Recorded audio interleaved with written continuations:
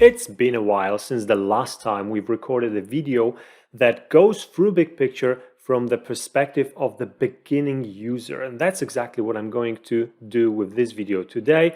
Towards the end of this video, you will also get some additional materials that might be very helpful in the journey of learning what this tool is all about, so hopefully you can last until then. I also want to mention at this point in time that this video is part of our effort to deliver high quality training and learning materials inside the Atlassian ecosystem. If you want to support that, consider subscribing to the channel, liking the video, posting a comment underneath this, and also please remember that we are a professional company that specializes in PPM solutions inside the Atlassian ecosystem as general. BigPicture is one of our favorite tools. I'm not going to convince you that this is the best tool, although it is, but I will tell you that if you choose to work with BigPicture and you are seeking for some external help, you will not find anyone better on the market. And now, let's go into what BigPicture is and how to start working with this tool. And I will start from the very basic approach because this is the video for beginners. So first and foremost, if you install BigPicture, it will most likely be available for you over here as an additional app in a dropdown. If you're using Jira Data Center or maybe Server still, it will be just available as a next option over here in the top menu of your Jira. But before I go into BigPicture, I want to stay here on this screen that presents the demo data that I've created, a new Jira project called BigPicture for Beginners, and I'm looking at the backlog of this project, right? So just some demo data that we can work with throughout this video. And the journey starts over here already because some time ago, BigPicture added an additional widget to the widgets family that come with BigPicture, and you will be able to find it over here. It's enabled by default, so if you install the tool, it should automatically appear over here. It can be disabled, but by default it is enabled. And if you access this, what you will find on the screen that loads over here is a wizard that actually allows you to start working with BigPicture from within your Jira project screen without leaving it, right? So what you can do over here is you can create a view for your Jira project that will be available in BigPicture.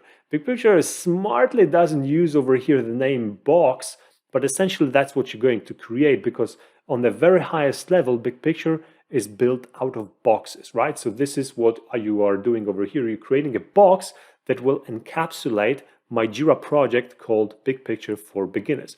And there are several templates of those boxes, and you can choose the one with the name that basically feels the closest to what you want to achieve. They are pre-configured, so they have some starting configuration. This configuration is not always perfect, and sometimes you need to change those box type templates, right? But this is definitely a good starting point again for beginners. So what I'm going to do over here is I'm going to choose a hybrid project because I want to show you some functionalities from both worlds. By the way, BigPicture does very well in connecting the hybrid approach, so a little bit of Agile and a little bit of waterfall, usually Agile somewhere towards the lower end of the company, meaning Agile teams, software teams, development teams, and the higher you go in the hierarchy, it usually transfers into a more waterfall approach. BigPicture does this connection really, really well. That's one of the reasons why we love it so much. Anyway, I will click Start Working, and you will see that what happens is that BigPicture creates a box. It's now here. We're in the context of the certain box. All the issues from my Jira project that I'm looking at, so again, BigPicture for Beginners, are getting loaded over here inside the box, and I'm being taken to a default module of BigPicture, and all of the modules you will find over here. If you open this dropdown, you will find that we are looking at the Gantt module, but there are several others available to us as well. Okay, so several important things happened over here. The box got created, and I will show you how this box looks like from the main app perspective later. But another important thing that I want to emphasize over here is that the data that you're looking at here, right? I told you that these are the issues that got sucked in from the Jira project. The very important fact is that those issues did not get cloned, did not get copied, but these are actually the issues that you see in Jira, right? This is important because that means that you have a single source of truth for your data. Whatever I change over here, like an issue description, for example, this change will automatically be recorded in Jira on a Jira issue. It will be available in a issue history tab. So all of the changes that you do over here will be recorded inside your Jira environment as well. Also, I can place the issue in time over here very quickly. I can extend the duration of this issue in time to start planning my work, right? And as you can see, I also have some hierarchy information already over here on this screen, allowing me to understand that this is not flat. That makes sense, absolutely, right? And I can create or build some hierarchy out of the issues that I have over here in my box. Now, another important element to understand is that the hierarchy over here is based on some information coming from Jira. Depending on how the box is set up, it will use different kinds of information to understand the hierarchy. It is not a strict requirement, because what I can do is I can put an issue over here into the hierarchy. I can select this one, put into the hierarchy as well, and even indent it one more time. And by the way, I'm doing it with keyboard shortcuts, but I could do it with the mouse button, the button over here. And I can keep creating the hierarchy, and basically the levels of hierarchy over here, the number of those levels is unlimited, right? So I'm not restricted by anything. But to make it worth your while, to make the data consistent across both Jira and BigPicture, what you want to have over here is the hierarchy that is built always on the information that is actually stored somewhere on the Jira level. This is important from several angles, but the most crucial one is that this allows you to have the reporting later on outside of BigPicture, which happens. Sometimes our customers have some specific reports that need to be created from outside of the BigPicture tool, even though it has the reports module, okay? And another very crucial factor is that if for some reason you just get rid of this box, but later on you want to put the same data into another box and you want to quickly recreate the same hierarchy, if the data is recorded on a Jira level, it's like this or like this. But if it's not, you have to recreate it manually, which we all know nobody wants to go through, right? So this is why it's important to understand how everything is connected so that you can work with the data in a desirable fashion, so to say. What's next? Well, another thing that I want to show you is that the issues that you can create over here, and I will add some more to the timeline. I need to start from the child over here. The issues that you want to create over here, and notice because we have the hierarchy, all the parents are automatically created over here as well. And if I extend this one, the parents will extend themselves. The issues can also be connected with the dependencies, right? And it's another building layer of BigPicture. And those dependencies can also be automated. So if I connect this with that, you can see that this issue gets pushed forward because there is some logic behind those dependencies, and this logic is enforced. So this is something that you should be expecting from the Gantt-like view of any similar tool. So this shouldn't be a surprise, but it is important that those dependencies exist over here. Now, we have been working so far within a very simplistic view. So we have a box that basically accommodates one Jira project inside of it. But that's a case that is a perfect kind of scenario, a very simple one. What if you want to have a box that combines data from several parts of your Jira instance, several Jira projects, maybe several Jira boards, or a more complicated JQL? Well, this is why most of the time I am not working with that view that I've been showing, but I'm actually working with this standard BigPicture view when I get to have the list of all the boxes, and I also get to create new boxes with this smart button over here and this very simple wizard. This allows you to create a box and later on populate the box in terms of its scope definition the way that you want it to be, right? So it doesn't have to be connected with just one Jira project, but actually several ones, and also some more complicated scenarios. Also, I opened this section right before starting the recording because I wanted to show you, since it's the video for beginners, that there is also a simple way of creating boxes outside of this standard plus button, right? So you can play with sample data if you want to. You can import Jira projects, which actually kind of does the very similar thing, which means it allows you to create a new box of a certain type with a certain Jira project that will be imported. And again, by imported, it means that it will just reference the data in that project. So this will allow you to create, a box that connects with one Jira project, so stuff like we did before. And you can also create a portfolio, which is also something that I should mention because I mentioned the boxes. And as you can see, those boxes can be also stacked into hierarchy. So you can build boxes within boxes. And that's why the portfolio type of the box can be a very reasonable thing to start with, and then put some programs, some projects underneath the portfolio type of the box. Most of the time, though, this is collapsed, and that's the view I'm working with, because this gives me an overview of what's going on in the organization. Now, I don't have a tremendous amount of data over here, so you can see that most of my boxes are missing the numbers. These are the columns showing me the summary of the whole box in terms of statuses, of estimates, some baselines, start date, end dates. And you can add, of course, more of those columns, which will be important because you want to have the summaries of what's going on over here in this table-like view. And it's achievable both on the level of the portfolio, on the level of the program, on the level of the project, if you have projects over here, on the level even of the single iteration or sprint, right? So that's definitely something that you should be using. And the way of editing this is through this dropdown. So you can switch to different views, or you can even click to manage column views, and that will take you to the configuration that will allow you to create more views and decide whether you want to share them with other people or just keep them private and use them by yourself. All right, so we talked a bit about the Gantt module, and of course there are so many things in the Gantt module that we could go through, but this is not the video that explains the Gantt module in details. By the way, if you want to have an overview of all of the modules that BigPicture has to offer, we record every year a video called Big Picture Overview. So just search for this one, and then you will have a highlight of all the main features of each and every of those modules. In this video, though, we started with the Gantt, so we kind of get the feeling of how the typical waterfall approach can be handled over here.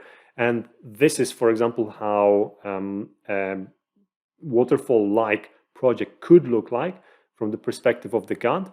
But I also want to, before I leave this one, I also want to mention that you don't have to rely on the Jira when it comes to data. You can also populate the data directly from here, from within BigPicture, which often is a smart choice. So you can go over here, create a task, and if you hit this, you will see that a standard Jira create issue screen opens. So no surprises over here. But the fact that you can create issues directly from the level of BigPicture has some benefits. For example, those issues automatically appear in your Gantt. You can control where those issues are going to appear in the Gantt. You can put them directly as children of other issues also, which saves you time later on. So several different factors that contribute to actually making sense of creating those issues inside or from within the BigPicture, rather than the standard Jira create button over here, or from, for example, from the Jira board. The second way of working with BigPicture, the Agile approach, engages several other modules, and most of the customers go straight to the board module. Now, what I'm going to do is, before I go to the board module, which I will mention that the proper path to the Agile way of working, not only Agile, but if we are talking about Agile, that's how it should look like, starts actually from objectives. So this is a place where you get to define the objectives for your teams, for your whole project, for the certain time frame, right? And then based on those objectives, you should go to scope, where you create backlog items, you groom those items, define their ranks, define their priorities, define their connections with each other, and so on. And then you go to the board to do the planning. Does it mean that those are the necessary steps? No, these are of course optional, but very often this is the path. if you go straight to the board, you can also manage many of those things directly from here. And the typical look of the board could be something like this. So we have, let me go back a little bit in time. We might see some more data if I move to iteration 1 and 2. So a typical view of your project could have another sub box under the project that breaks the project down into program increments. Another level of boxes breaks the program increment into iterations / sprints. By the way, they can be synchronized with your Jira sprints on the Jira boards. So that's very cool. And then here you will have several swim lanes that by default will show you which team the issues belong to, right? And we have team unassigned over here, and then we have several other teams that I can move the issues to towards to, right? That will mean that basically those issues are planned in those certain teams. If I switch the backlog over here, I also see the backlog of my project over here. Let me switch to the full backlog. You will see all the issues that are currently not planned yet, and I can drag those issues and drop them here for the on the level of a certain team to make sure that they are assigned to the team. And we can see that in this case, the sprint that I'm trying to drop the issue into is closed. So let's try that one again, but assign it to iteration 2, which means sprint number 2 in Jira. And because I have a synchronization over here, and it's turned on, and the connection between those boxes, iteration boxes, and the Jira sprints is enabled, BigPicture is smart enough to tell me that I'm not able to assign anything to a sprint that has already been closed, but I can do it over here. And I can also make sure that on the level of my planning, I'm following the right numbers, and I can see that based on the estimates of those issues, I can make sure that I'm not overloading the team. So let me assign something else to the team. Hopefully that has some estimate. It did not, but that's okay. Let's fix this. So I'm going to go to manage card views, and I'm very quickly going to change the current view that we are looking at. And instead of showing the program increment over here, I actually want to show the original estimate value. So I'll do this. Oh yeah, and by the way, I first need to delete the value, and then I'm able to add a new one. It doesn't override the old values. Otherwise, let's hit save. Let's go back to the board. And now what happens is that we have the original estimate values available here on level of those issues. So if I, for example, put another 4 days of estimation on the level of this one, you can see that this jumps up to 1 week and 3 days. And you might be thinking, well, Tom, but you're working with like standard hourly estimates. What about story points? Like this is an agile way of doing the work or doing the planning. And that is of course true. That is of course true, and it can work with story points as well.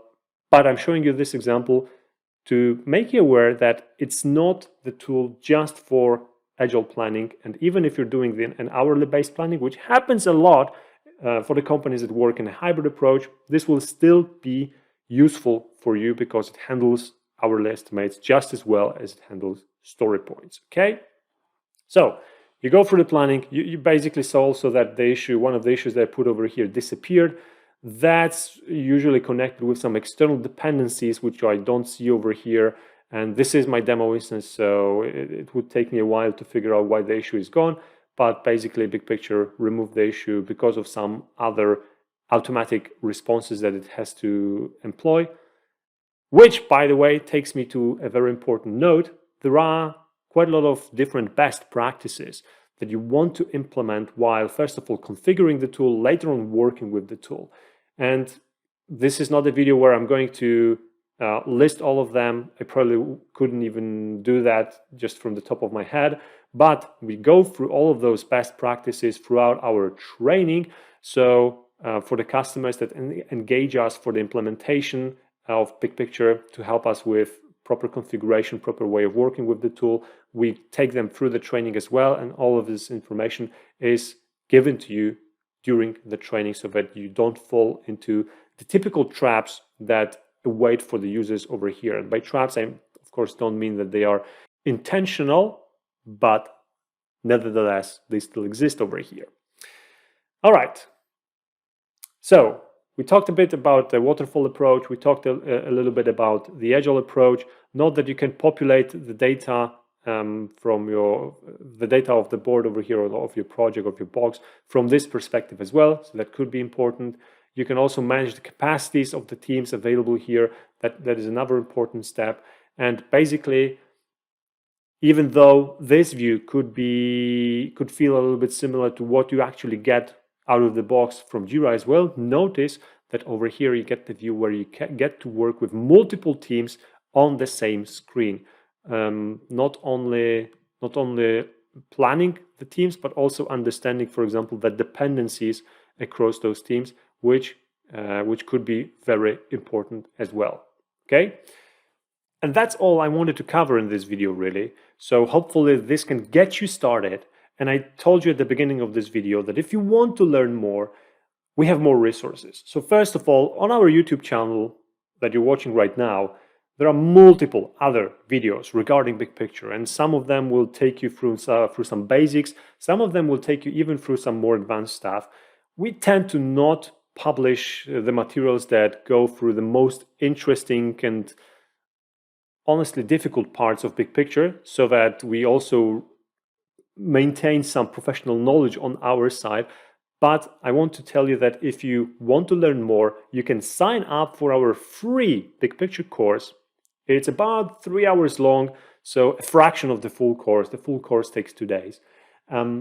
But it also covers the waterfall approach and the Agile approach in more detail than I did in this video. So if you want to sign up for this, you will find the link in the description of this video. A fair warning, we will ask you to schedule a short meeting with us because we want to know the people that sign up for our training. We want to understand the processes and your big picture journey. And of course, it gives us an opportunity to tell you a bit more about our company. And of course, whether you will want to pursue some professional services from our side later on is completely up to you. I always make sure to give some value to the people that come to those meetings. So don't be afraid and sign up for the free video. It will definitely be useful to you. Also, it's important to say that as Genius Gecko, we specialize in the area of project and portfolio management inside the Atlassian ecosystem. We work with these tools daily, every single day. And you will find it almost impossible to get anyone better in the world in this kind of environment. So I'm not afraid to say that if you hire us, you're hiring the best people out there. And because we are the best, we are able to give you the most comprehensive advice so that you don't fall into any pitfalls, you don't pick the wrong turns, because we know the tools, not just Big Picture, but several others, and we can give you a proper sense of direction which you want to be going to according to your requirements. Therefore, if you want to save some time, save some money as well, because we know those tools so well that we work really fast with them, don't hesitate, reach out to us. Also, the contact description you will find, the contact information you will find in the description of this video. It's probably down there as well still. So just drop me an email and let's talk about this. And I'll tell you, based on your situation, what is the best way our team can support you in your endeavors. All right, I think this is enough. And I hope the information laid out to you in this video has been helpful. If it was, consider liking the video and subscribing to the channel. If it wasn't, let me know in a comment and we will do our best to get better in the future. Thank you so much for watching, and I'll be seeing you in one of the next videos.